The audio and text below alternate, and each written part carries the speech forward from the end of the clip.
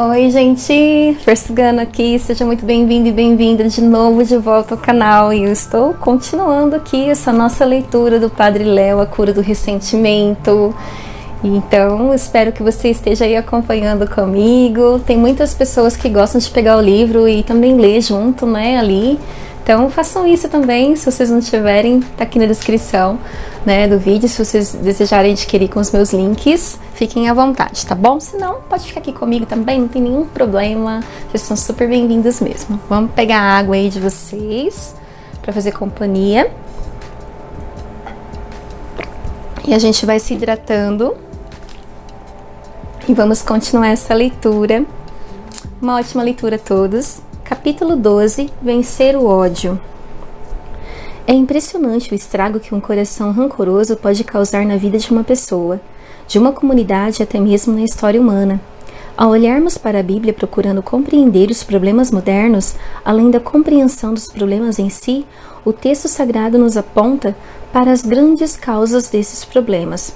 Na raiz dos grandes problemas está a presença da mágoa e do ódio no coração das pessoas. Sara era mulher de Abraão, mas era estéril. Por isso pediu que seu marido se unisse a Agar, sua escrava, para assim poder ser pai. Abraão fez o que Sara pediu. Agar ficou grávida e também ficou cheia de si mesma.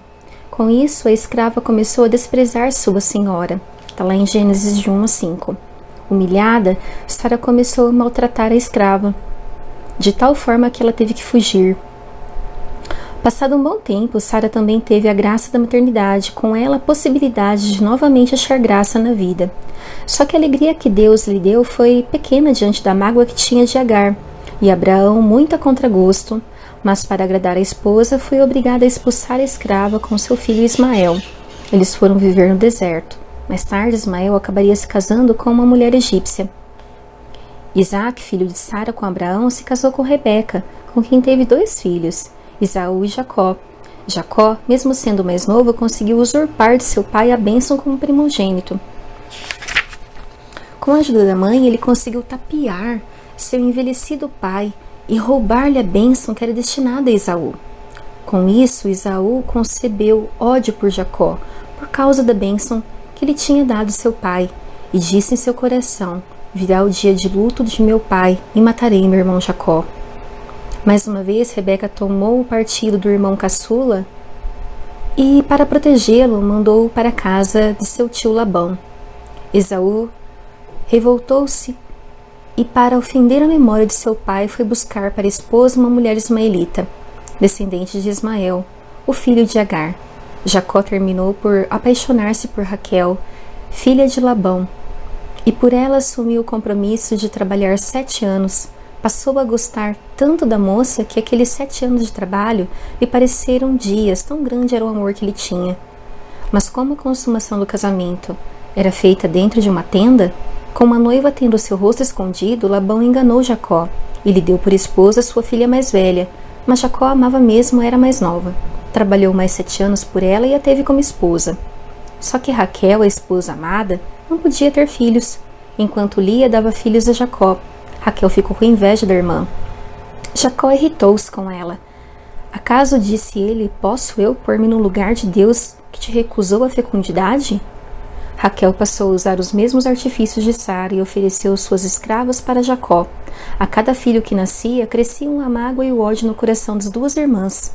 Pela graça de Deus, Raquel conseguirá também ser mãe, dando a Jacó um filho esperado e amado, a quem chamará José. José, filho da velhice de Jacó, tornou-se seu menino predileto, por isso o pai mandou fazer para ele uma túnica especial de várias cores, o que despertou a inveja dos irmãos. Seus irmãos, vendo que seu pai o preferia a eles, conceberam ódio contra ele e não podiam mais tratá-lo com bons modos. Esse ódio começara a tomar conta do coração dos irmãos de José. Até os sonhos de José eram motivo para que o detestassem ainda mais. Jacó, que amava José, amava igualmente seus 10 filhos mais velhos, tanto que mandou José ir ver com ele como eles estavam. Se José estava ansioso para vê-los, eles não queriam vê-lo de jeito nenhum. Por isso, quando viram de longe, antes que José se aproximasse, combinaram entre si como o haveriam de matar. Veja no que se transformou a inveja dos irmãos. Quando a inveja vira ódio, em pouco tempo se transforma em canal de morte e sofrimento para todos. Quando José se aproximou de seus irmãos, eles o despojaram da sua túnica, daquela bela túnica de várias cores que trazia, e jogaram-no numa cisterna velha que não tinha água. Como haviam desistido de matar José, resolveram vendê-los aos ismaelitas, descendentes de Ismael e de Esaú. Percebam como o círculo vicioso do ódio e do ressentimento já está em ação? José acabou sendo vendido aos ismaelitas, que o levaram para o Egito. O Egito será a grande pátria da escravidão para o povo de Deus e o lugar mais citado em toda a Escritura Sagrada. Todos os profetas viram o Egito como sinônimo de escravidão, do ódio, do ressentimento e do pecado. É de lá que Deus suscitará Moisés, o grande libertador de seu povo. Como as grandes causas da escravidão foram a inveja e o ódio, a literatura sapiencial procurará combater a escravidão, atacando diretamente suas causas principais. A inveja leva o tolo à morte. O ódio desperta rixas, a caridade, porém, supre todas as suas faltas. A aflição do coração do homem o deprime, uma boa palavra restitui a alegria. A vida está na vereda da justiça, o caminho do ódio, porém, conduz à morte. O homem violento comete loucura, o dissimulado atrai a si o ódio. O homem violento comete loucura, o dissimulado atrai a si o ódio. Mais vale um prato de legume com amizade que um boi cevado com ódio. O homem iracundo excita questões, mas o paciente apazigua as disputas. Mais vale quem domina o coração do que aquele que conquista uma cidade. Um irmão ofendido é pior do que uma cidade forte. As questões entre irmãos são como os ferrolhos de uma cidadela. Um homem sábio sabe conter sua cólera e tem por honra passar por cima de uma ofensa. Sem lenha, o fogo se apaga. Desaparecido o relator, acaba-se a questão.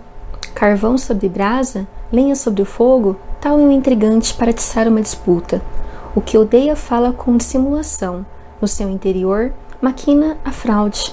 Pode dissimular seu ódio sob aparências e sua malícia acabará por ser revelada ao público. Quem cava uma fossa lhe cai, quem rola uma pedra cairá debaixo dela. Crueldade do furor, ímpetos de cólera, mas quem pode suportar o ciúme? Melhor é a correção manifesta do que uma amizade fingida. E aí tem essas várias citações da Bíblia, tá bom? O Padre Léo continua, percebemos nesses conselhos sapienciais muito mais do que simples pensamentos bonitos. Temos neles um caminho de redenção e cura. A Bíblia não é um livro de pensamentos bonitos, mas, antes e acima de tudo, um roteiro de libertação e cura. Quando trata de temas tão humanos, é porque eles estão intimamente ligados à plenitude de vida que Deus deseja para o ser humano. Nossos relacionamentos são lugares teológicos, lugares onde Deus se manifesta, onde nós o escondemos ou dele nos escondemos. Nesse mesmo sentido, São Paulo nos fala das obras da carne que se tornam obstáculos para o reino. Inimizades, brigas, ciúmes, ódio, discórdias, partidas, invejas, dessas coisas vos previno. Como já vos preveni, os que as praticarem não herdarão o reino de Deus. Logo, a grande preocupação do apóstolo é com nossa salvação ou perdição. Jamais podemos permitir que o pecado domine nosso coração. Quando alimentado, o pecado gera em nós uma tendência ao próprio pecado. Quanto mais pecamos, mais ficamos predispostos a pecar. A repetição gera o vício. O mecanismo de instalação do pecado em nossa vida é o mesmo mecanismo da dependência química. No começo a pessoa é livre para usar ou não. Se opta pelo uso, com o tempo acabará escrava da droga. Pior ainda, não se viciará somente naquela droga e nem somente naquela mesma quantidade de droga. Com o tempo, precisará de outras e em quantidade cada vez maior. Jesus disse que todos os pecados se enraizam no coração ferido e machucado. O ressentimento é uma arma encardida que fere nosso coração, impedindo-o de ser fonte de amor e de vida, e transformando-o em fonte de pecado e canal do inferno para nós mesmos e para o mundo. Quando nos apegamos desordenadamente a qualquer coisa ou pessoa, com o tempo vamos percebendo a capacidade de amar a Deus e ao próximo, como um dependente químico que com o tempo não consegue mais viver sem as drogas. O pecado nos tira a capacidade de amar verdadeiramente. Onde chegou o pecado, o amor desapareceu. É preciso quebrar esse vínculo dependente e vicioso. A inveja gera fofoca, maledicência, intrigas, brigas, rivalidade, calúnia, ódio.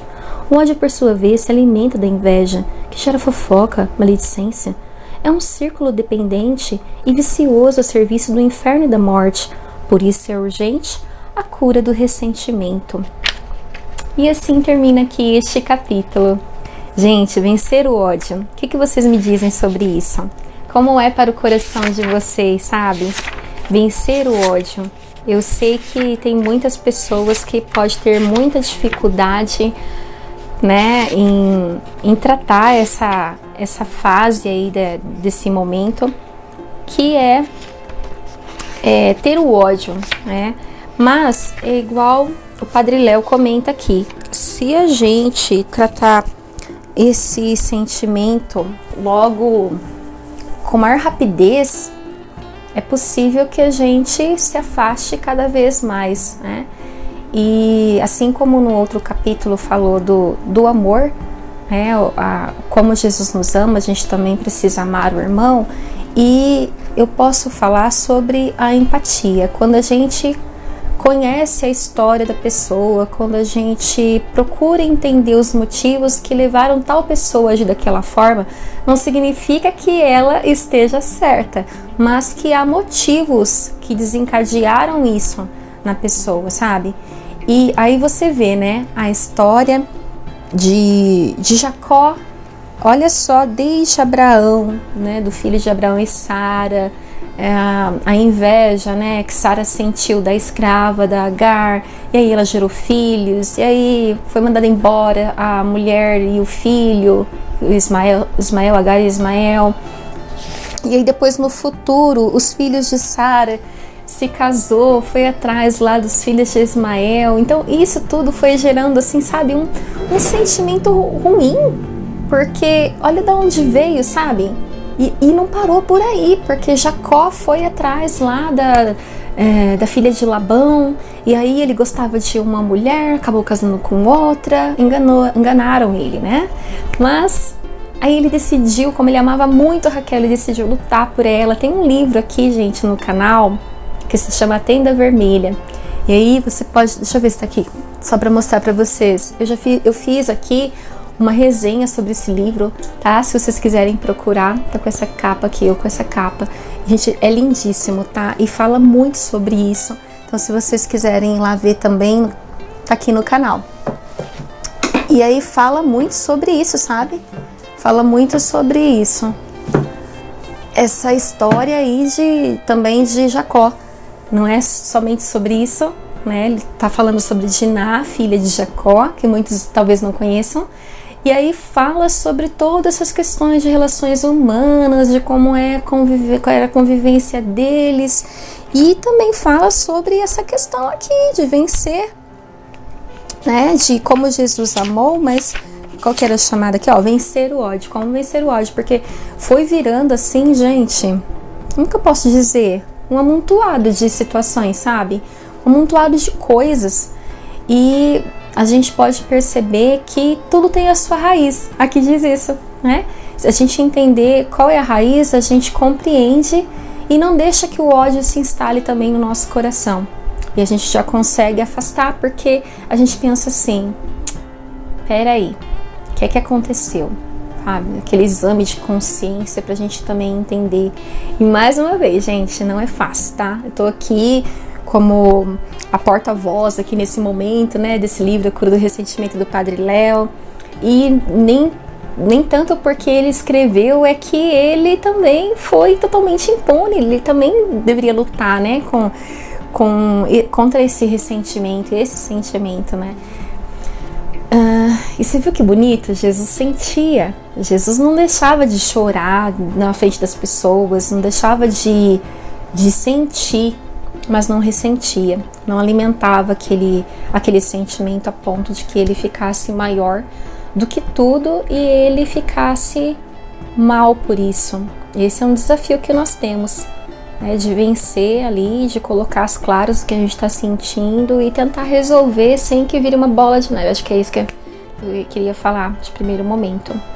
Então vamos pensar sobre isso, vamos refletir e que a gente consiga aí aos poucos melhorando essas condições, nos fortalecendo para sermos melhores gerenciadores das nossas emoções, dos nossos sentimentos, e de contornar algo de tão ruim que o ódio proporciona quando chega ao nosso coração, que a gente não deixe que ele chegue no nosso coração e cause ruína, tá bom? Coloca aqui, por favor, seu comentário, contribua também da forma que você entende essa parte do texto, acrescente, fica à vontade para colocar da forma que você desejar. Se você ainda não deixou o seu like aqui nesse vídeo, o joinha, coloca para mim, por gentileza, para o YouTube entender, né, que o pessoal tá gostando e também poder divulgar, né, o trabalho, senão ele não divulga aqui, tá?